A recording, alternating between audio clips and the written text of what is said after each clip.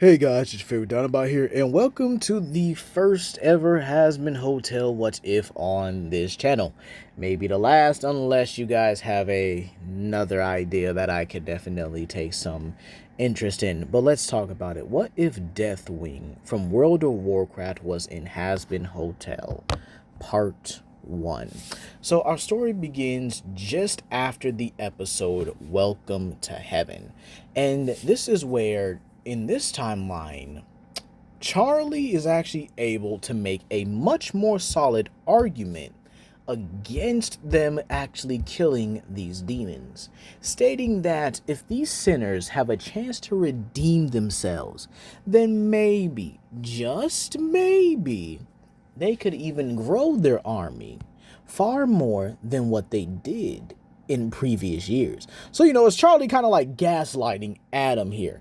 And so Adam and even Luke likes this idea. So they decide to give Hell a little reprieve because, again, they are kind of just a-holes, unfortunately. So they decide that they'll give them a month to prepare. And well, that news does spread all over the underworld. So Carmela is at her wit's end. She can't figure out anything right now. That heaven is just, honestly, is probably going to be worse than last time. She barely defended her daughters. And so she decides that maybe now is the time to use that favor. And so she tells her daughters to arrange a meeting with him.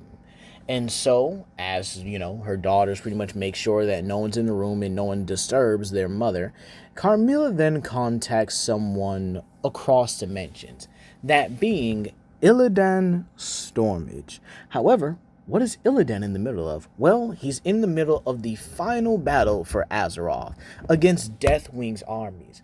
And, well, he's in a more remote area, watching from the scenes as his plan comes together.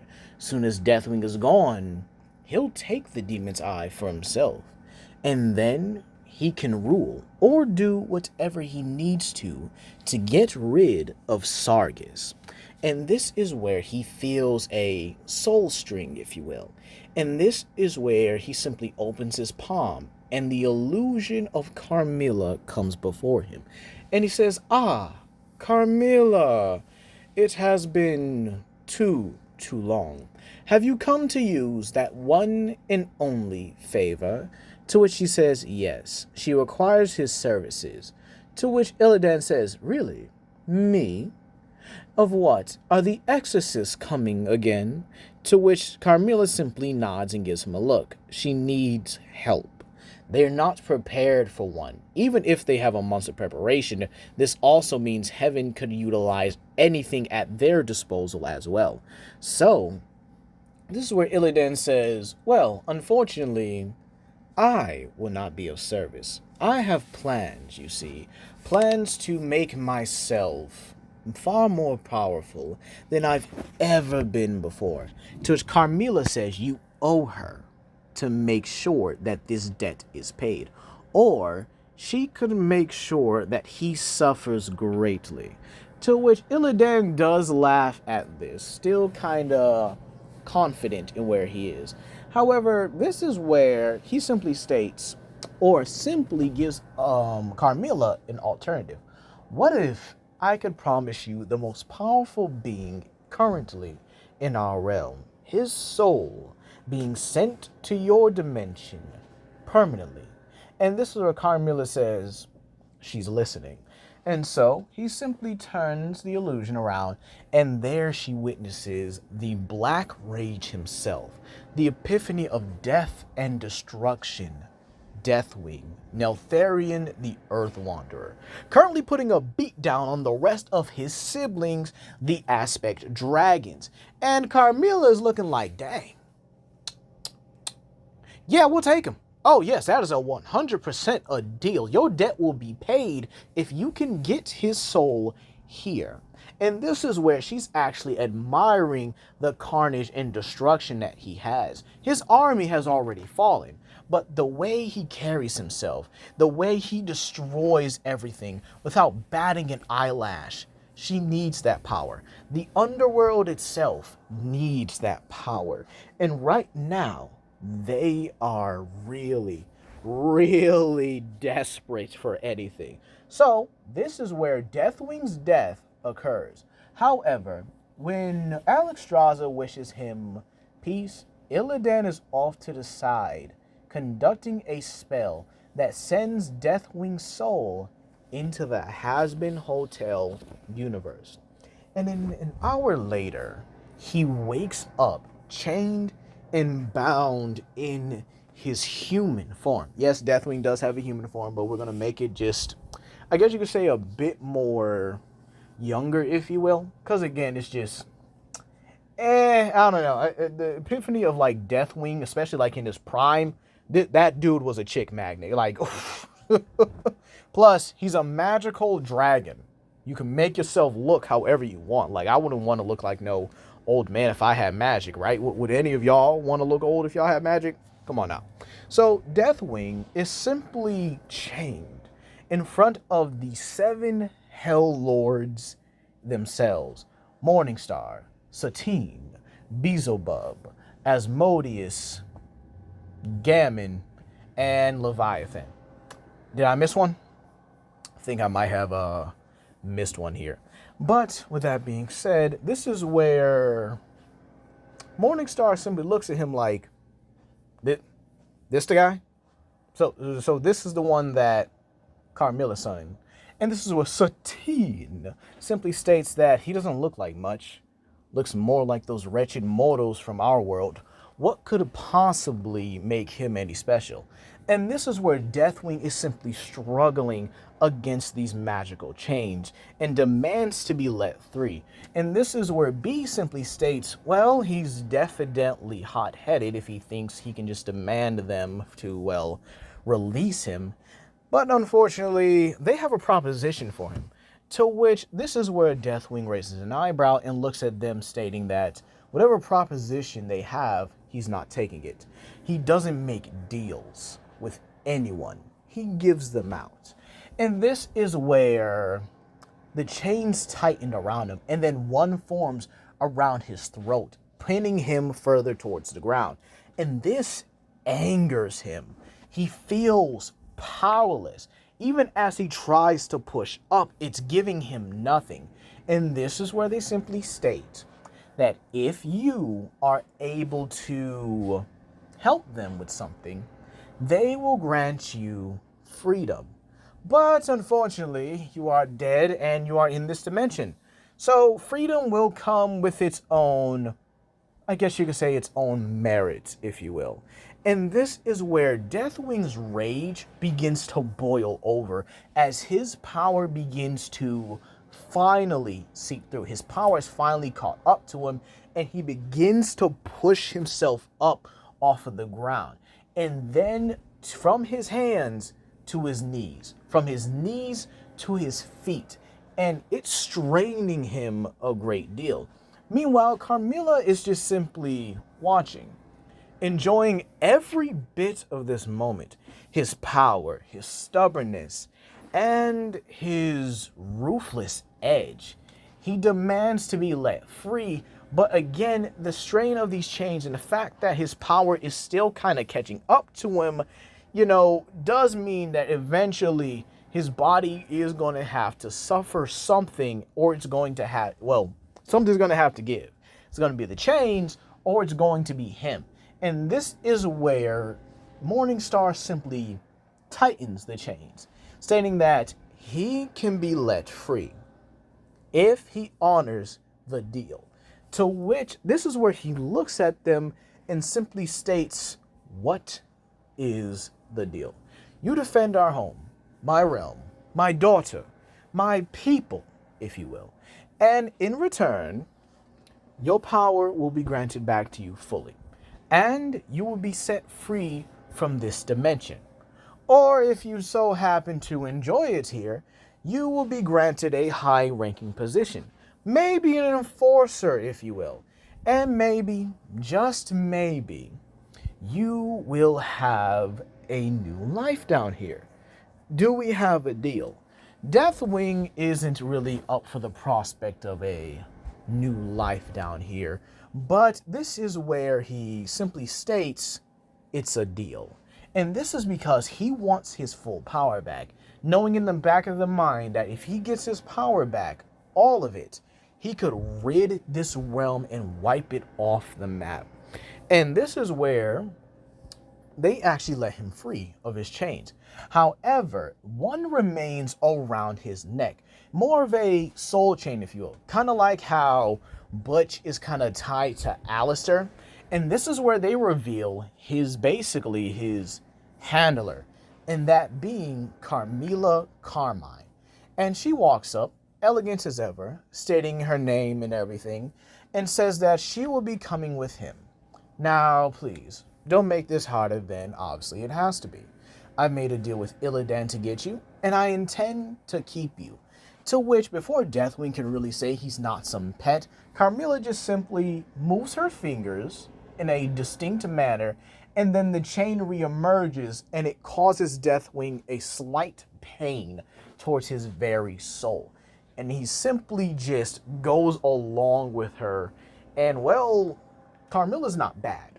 She's not. She actually allows Deathwing into her home and introduces him to her daughters, to which they actually are quite nice and quite friendly. However, Deathwing is in no mood for this and simply states that he wants to get this over with as soon as possible, to which Carmela says, of course you do. Who wouldn't?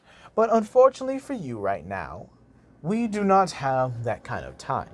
We need to prepare you. And unfortunately, you are an unwilling participant. So, she will make him willing. And besides, you might enjoy some of the finer things down here. And to which Deathwing is a bit taken aback by this, but Carmela loosens the grip on the soul chain, and Deathwing follows her. And this is where she's presented with a room. It's luxurious. It's actually quite nice. And Deathwing simply looks at her like, you're giving me this. And she says, of course, Neltharion, you are welcomed here. You are someone that we need, someone that is vital. And besides, you were once the Earth Wanderer, were you not? To which Deathwing simply narrows his eyes at her and says that's been far behind him. He's no longer that benevolent fodder he was. To which he says, fodder, you call yourself being a hero, fodder. Now obviously the worst of the worst come down here. But sometimes so do the best of the best. Or at least those who pretend to be the best of the best. But you weren't, were you? You were simply corrupted, were you not? You were enslaved by the elder gods, to which Deathwing gets close to her, towering over her even, and simply states, he is no one's slave. And to which Carmela says she agrees, but you have to be able to admit that you are corrupted, and here you have a chance to make anew. Now, be sure to take care of yourself. She will see you tomorrow morning. She has a meeting to attend to. And do feel free to roam around, but do not leave the house in any way, shape, or form. So this is where Deathwing simply is a little bit baffled. He's never been taught to this by anyone except his wife, and it's a strange feeling. He almost feels pride, or at least a little bit of joy that someone talks to him as he's a normal being, as if he's someone regular. And so this is where we also go to heaven, where Sarah and Adam are simply discussing what has happened. She felt the tear through dimensions, so now she's wondering, what did they bring, or who did they bring? And so this is where one of their spies simply report back that Neltharion the Earth Wanderer is simply in their realm. To which, this is where Adam states, wait a minute, the dragon? No way. No, this has to be some joke. And this is where the angel simply shows a holographic or, a magical vision of Deathwing simply roaming around Carmela's establishment, looking around at the objects and kind of making his way to the kitchen for a drink of water. And this is where Adam panics. This dude is no joke. He's seen everything. And he knows that they have no way of matching him if he does. But then he thinks to himself, maybe they do. I think it is time we kind of reach to other angels from other dimensions and maybe call in a favor of our own. Maybe it is time that we commenced our own little project. Don't you think, Sarah? To which Sarah says, if it keeps us in power and keeps them in check, she will have it no other way. And so this is where we go back to Deathwing, looking around at the establishment. He sees Carmela. He sees everything that she has, that she apparently built, being one of the few lords or, bosses down there in, the underworld in hell and stuff like that. And this is where he sees a picture of something, her daughters, and is pretty interested. Pretty much just, grabs one of the pictures and looks at it for a bit. And this is where he begins to feel something, almost sadness, if you will. He remembers his family, his son and his wife, and how they followed him to the very end. And it gives him pride, it gives him joy, if you will, that this woman, this demoness, if you will, has something far greater, far more stable than what he had. But this is where everyone returns, and they see Deathwing looking at the picture, and the first one to speak to him is actually Clara, the daughter. She says, "Oh, hi, Mr. Neltharion, are you finding everything okay?" To which he kind of looks at her with a look of like, "What did you call me?" To which she says, "Mr. Neltharion," to which he simply looks at her almost in disgust, and Carmela is about to chew him out, but he simply makes sure he says it very quickly and says, "Leave the mister out of it. It feels too disgusting for him. Call me Neltharion. It's fine. Or Deathwing, whichever one you so-called choose."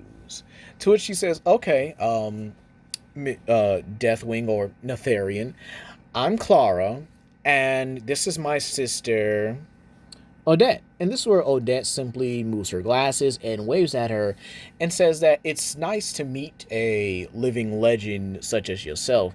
To which Deathwing makes sure that he's on his best behavior, if you will, because he can feel Carmela staring him down with her kind of her cold white and red eyes, and he's thinking like, dang,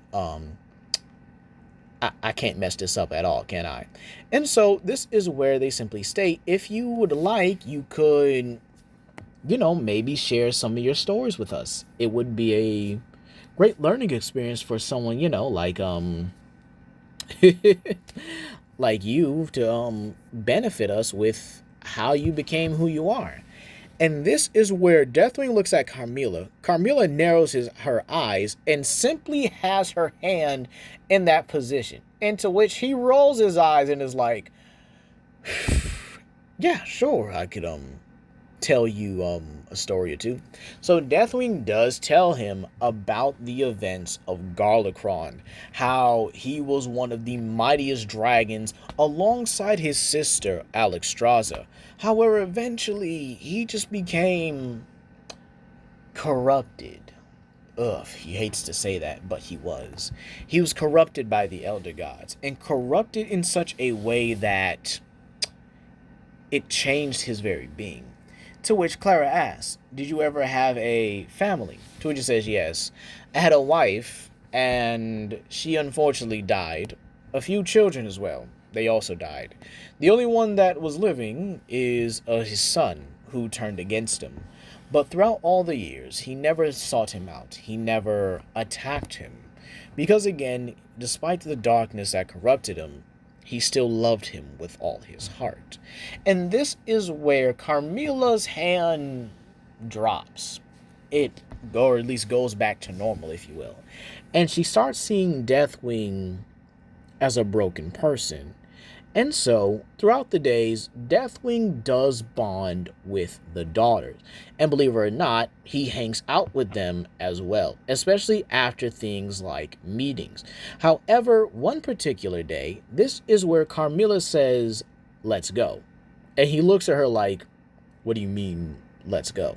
"You're coming with me to a meeting. So far, you've been here for a week, and you've actually been quite good. You're behaving yourself." To which he narrows his eyes at her and just simply states, "Please do not say that." Tutor says, okay, fine. "But right now, I do need you to come with me for the moment.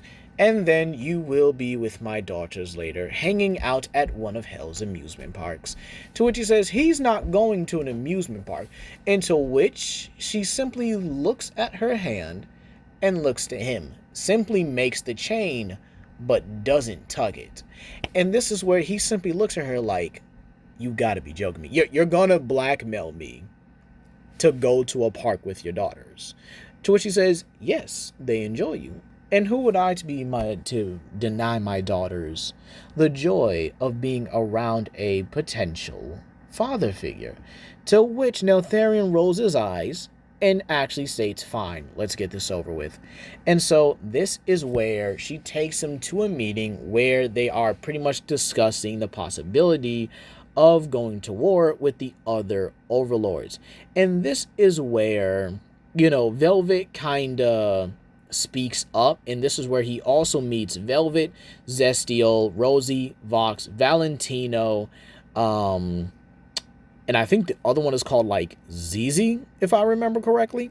But yeah, he meets the rest of the Hell Lords, and he's just kind of standing next to Carmela at the moment while she sits in her chair, pretty much discussing everything.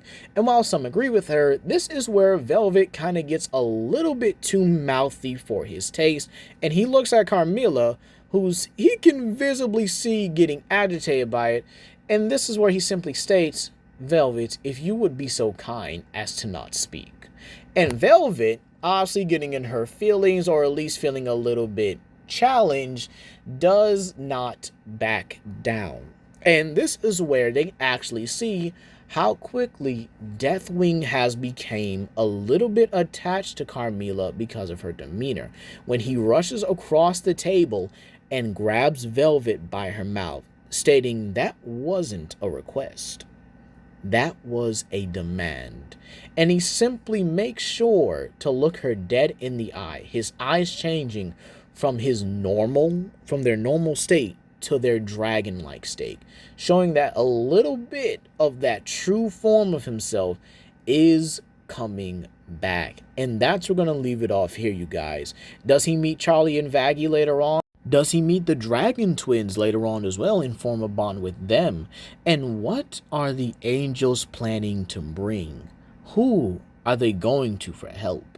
And that's where I'm going to leave it off here, you guys. Please comment down below, like and subscribe, and share with your friends. This is Legendary Grimlock, and I hope you guys have a blessed day.